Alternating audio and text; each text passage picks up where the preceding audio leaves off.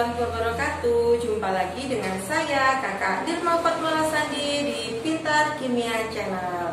Kali ini kakak akan membahas tentang materi kelas 11, yaitu laju reaksi dan kemolaran. Teman-teman tahu ya apa sih laju reaksi itu? Setiap hari kita sering menjumpai suatu reaksi kimia. Reaksi kimia itu ada yang berlangsung cepat dan ada yang berlangsung secara lambat. Contoh yang berlangsung cepat adalah saat kita melihat peledakan bom, itu berlangsung secara cepat. Reaksi kimia yang berlangsung secara lambat yaitu contohnya saat kita membuat tape. Di situ kita lama ya membuat tape itu, fermentasinya lama sekali. Nah, untuk menentukan suatu reaksi kimia itu bisa berlangsung secara cepat atau lambat itu karena adanya faktor-faktor yang mempengaruhi kecepatan suatu reaksi dan laju reaksinya. Salah satu faktor yang mempengaruhi kecepatan reaksi kimia adalah konsentrasi yang disebut dengan kemolaran nanti di sini. Konsentrasi zat yang bereaksi biasanya dinyatakan dengan satuan molaritas atau yang disebut dengan simbol M besar. Jadi sebelum kita mempelajari tentang apa itu laju reaksi, kita harus tahu dulu tentang faktor kemolaran yang mempengaruhi laju reaksi. Kemolaran atau molaritas adalah jumlah mol zat terlarut dalam 1 liter larutan. Ini dinamakan dengan molaritas. Dalam satuan sistematis, molaritas dituliskan dengan M sama dengan N per V. M adalah molaritas, satuannya adalah mol per liter, atau kadang di soal itu ditulis dengan M besar satuannya ya. N di sini adalah mol zat terlarut, satuannya adalah mol.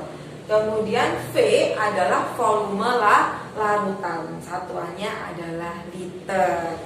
Contoh, mol zat terlarut itu kalau misalkan kita melarutkan di sini, contohnya ada 2 gram NaCl.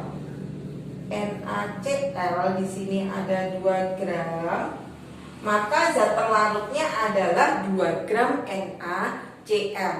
Jadi zat terlarut itu biasanya komposisinya lebih kecil dibanding dengan pelarutnya ya. Dilarutkan dalam 1 mili air. Nah, gini. Jadi kita nanti bicara tentang larutan. Jadi mol zat terlarut per 1 liter air itu 1 liter larutan ya, itu dinamakan dengan molaritas, disebutkan dengan mol per V gitu ya. Untuk menghitung kemolaran atau molaritas, nanti kita di sini ada beberapa cara untuk menghitung kemolaran. Yang pertama adalah jika kemolaran itu dibuat dari padatan atau kristal murni ke dalam suatu pelarut, maka nanti kita menggunakan rumus yaitu M sama dengan N per ml dikali 1000 per V. M di sini adalah massa zat terlarut, satuannya gram. mR adalah massa molekul relatif. V adalah volume larutan. Jadi di sini nanti kita menggunakan molaritas itu jika di suatu larutan itu nanti terdapat padatan atau kristal. Nanti kita bisa menggunakan rumus ini. Kemudian kemolaran jika suatu larutan itu dengan konsentrasi tertentu dari larutan pekatnya. Jadi misalkan suatu larutan zat terlarutnya itu KOH, 1 molaritas diencerkan atau dicampur dengan air. Nanti kita untuk menghitung maka kita akan akan menggunakan rumus pengenceran di sini. Jadi kalau ada konsentrasi suatu zat tertentu dari larutan pekatnya, maka kita nanti menggunakan pengenceran, yaitu M1 kali V1 sama dengan M2 dikali V2. M1 V1 itu adalah awal sebelum diencerkan dengan air, ya.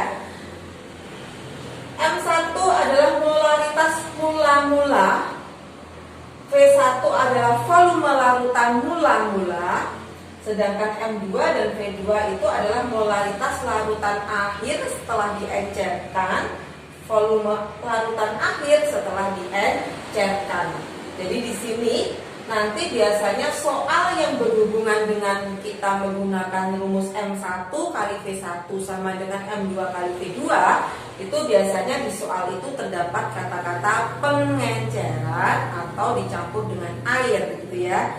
Nanti kita memperoleh larutan berapa molaritas atau berapa volume tergantung di soal. Yang ketiga adalah kemolaran larutan jika hanya diketahui kadar dan massa jenisnya. Untuk menghitung kemolaran, jika di soal itu yang diketahui adalah kadar dan massa jenisnya, kadar itu biasanya tertulis persen ya di dalam soal itu, kemudian ada massa jenis, maka kita akan menggunakan M sama dengan Rho kali 10 kali persen massa dibagi MR. M adalah molaritas, Rho di sini adalah massa jenis gram per mili ya, massa jenis, kali 10 ini adalah ketetapan, dan persen massa adalah kadar zat terlarut. Jadi nanti berupa persen, 20% atau 30% seperti itu. Dibagi MR, MR adalah massa molekul relatif. Kemudian yang terakhir, yang keempat adalah molaritas campuran. Kita bisa menghitung suatu molaritas itu jika ada campuran juga bisa. Maka kita akan menggunakan rumus yaitu MA, M campuran sama dengan MA dikali VA sama ditambah MB dikali VB dibagi VA ditambah VB.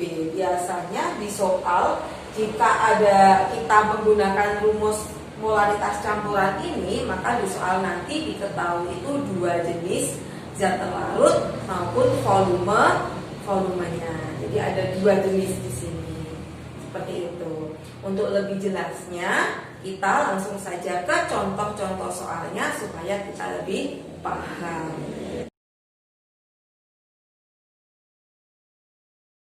Contoh soal yang pertama adalah berapa molar KOH untuk membuat 1,4 gram KOH dalam larutan 500 mili, MrKOH-nya 56 gram per mol.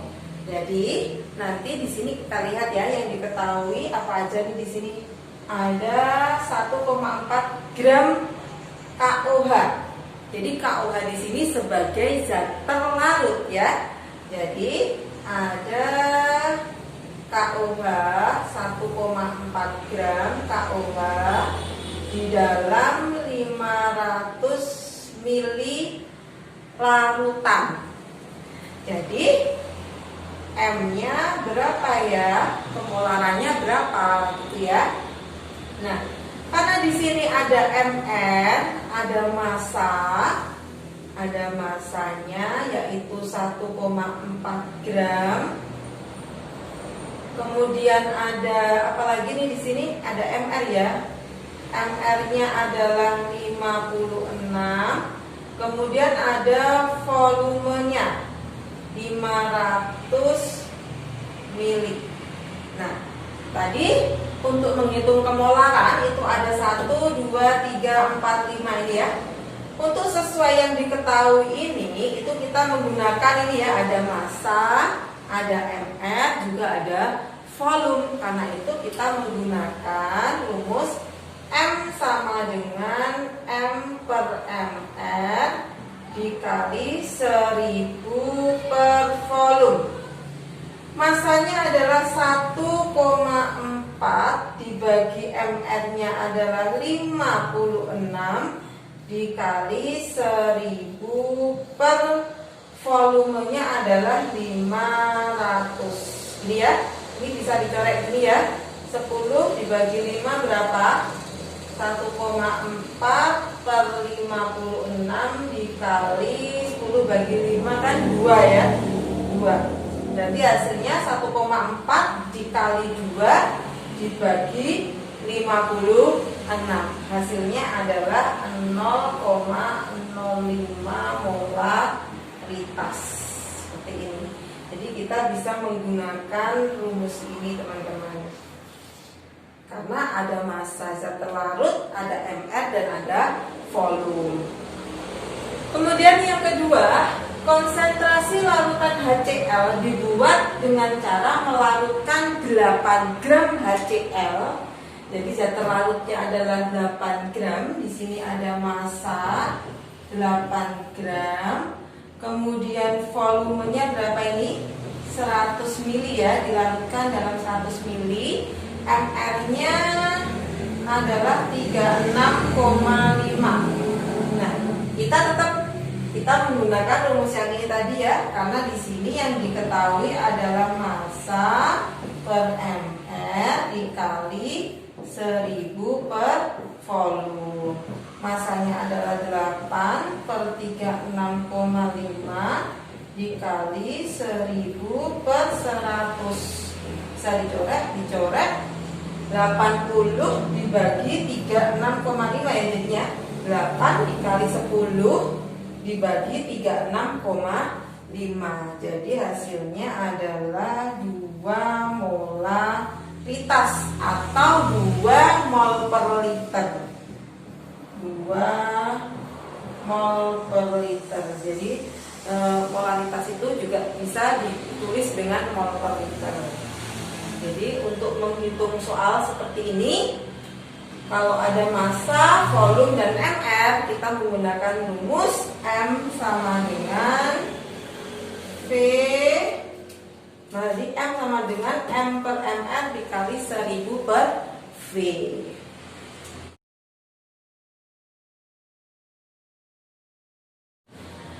Contoh soal nomor 3. Sebanyak 100 ml larutan KOH 0,1 molaritas diencerkan sehingga konsentrasinya menjadi 0,01 molaritas. Pada proses pengenceran ini, volume setelah diencerkan adalah, jadi di sini kita menggunakan rumus pengenceran karena ada molaritas sebelum diencerkan dan molaritas setelah diencerkan. Di sini yang sebelum diencerkan adalah KOH, sesudah diencerkan berarti juga molaritasnya KOH. Tetapi bagaimana kita menghitungnya? Yaitu menggunakan rumus pengenceran. Yaitu yang mana? 1, 2, 3 yang ini ya. Nanti kita menggunakan M1 kali V1 sama dengan M2 kali V2. Berarti M1 ini adalah molaritas awal KOH. Jadi molaritas awalnya adalah berapa nih? 0,1 M. Molaritas awal sebelum diencerkan. Volume KOH-nya sebelum diencerkan adalah 100 mili. Sehingga konsentrasinya menjadi 0,01 molaritas. Berarti ini adalah volume 2 KOH setelah diencerkan menjadi, maaf ini konsentrasinya ya, karena di sini ada 0,01 molaritas. Berarti ini adalah M2 0,01 molaritas. Jadi ada molaritas awal sebelum diencerkan dan molaritas akhir setelah diencerkan. Yang ditanyakan adalah volume yang setelah diencerkan, yaitu V2-nya KOH setelah diencerkan. Berarti kita pakai M1 kali V1 sama dengan M2 kali V2. M1 nya adalah 0,1 dikali V1 nya 100 sama dengan M2 nya 0,01 dikali V2 yang ditanyakan. Berarti nanti di sini adalah 0,1 kali 100 itu adalah 10 sama dengan 0,01 kali V2. Berarti V2 sama dengan 10 ya. 10 dibagi 0,01. 10 dibagi 0,01 itu hasilnya adalah 1000. Berarti karena di sini satuan volumenya adalah mili, berarti di sini adalah 1000 mili. Ya. Jadi volume setelah diencerkan adalah 1000 mili. Kemudian soal yang keempat, larutan asam format HCOOH 4,6%. Memiliki massa jenisnya 1,01 gram per mili. Jadi diketahui di sini ada persen ya, persennya itu 4,6. Kemudian ada massa jenis, ini adalah rho 1,01 gram per mili. Kemudian ada MR, MR-nya 46. Nah, yang diketahui adalah persen rho dan MR. Sehingga kita cari di rumus kemolaran, cari yang ada persen ya, ada rho dan ada MR. Maka kita menggunakan formula rumus yang keempat, 1, 2, 3, 4 ya, yang keempat ini ya. Kita pakai N sama dengan rho dikali 10 dikali persen massa dibagi MR, rho-nya adalah 1,01 dikali 10, persen massanya adalah berapa persen nih? 4,6% ya. 4,6% dibagi MR-nya adalah 46. Maka 1,01 dikali 10 dikali 40,6 dibagi 46 hasilnya adalah 1,01 molaritas atau 1,01 mol per liter. Dari beberapa soal yang kita kerjakan tadi, kita bisa menyimpulkan ya teman-teman, kalau kita menghitung kemolaran, kita harus paham tentang soal-soal yang ditanyakan. Di soal itu yang diketahui apa? Apakah persen massa ataukah pengenceran? Maka kalau persen massa dan pengenceran itu pun rumusnya juga berbeda. Jadi kita harus paham soalnya terlebih dahulu. Jadi kita simpulkan untuk menentukan kemolaran itu ada 1, 2, 3, 4. Jadi ada berapa nih? Kelima formula ini ya. Teman-teman harus hafal tentang kelima formula ini untuk menentukan kemolaran. Terima kasih teman-teman sudah menonton video kakak sampai habis. Jangan lupa like, share, komen, dan subscribe-nya. Semoga ilmu yang kakak ajarkan itu bermanfaat bagi teman-teman semua. Terima kasih. Assalamualaikum warahmatullahi wabarakatuh.